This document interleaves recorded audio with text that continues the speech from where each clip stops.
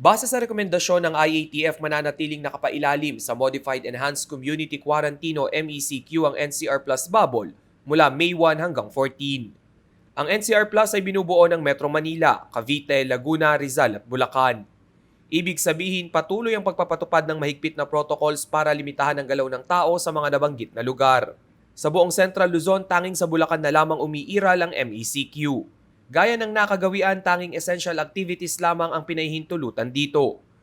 Dahil sa patuloy na pagpapatupad ng strict health at safety protocols, maging ang mga guro kanya-kanyang diskarte upang maayos na maipamahagi ang learning module sa mga estudyanteng kulong din sa bahay. Gaya na lamang ni Miss Mari Lumangaran na guro mula sa bayan ng Bukawe. Tila 360-degree shift umano ang nangyari sa kanyang buhay simula nang ipatupad ang blended learning. Sa face-to-face kasi, kapag nagturo ka, talagang nakikita mo agad yung mga bata. Sa mukha pa lang nila, nakikita mo na agad kung nalalabuan ba sila, na uunawaan ba nila. Ngayon, napakahirap para sa amin malaman kung talaga bang naiintindihan ng bata yung pag-aaral nila kasi self-learning module eh. Dahil mukhang magtatagal pang makabalik sa eskwelahan ng mga bata, doble ingat na lamang sila sa isinasagawang distribusyon ng mga learning module.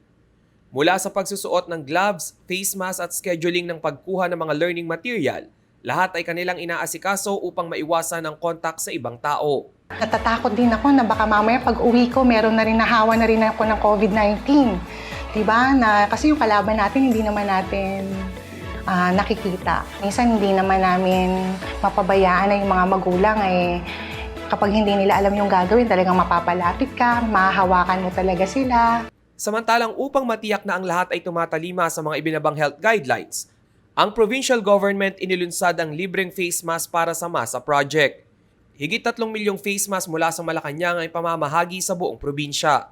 Una na ring inatasan ng Kapitolyo ang lahat ng barangay na magtalaga ng sarili nilang isolation facility upang maiwasan ang kumpulan sa mga pagamutan. Atasan natin ang lahat ng mga barangay captains na magkaroon ng kani-kanyang isolation facilities.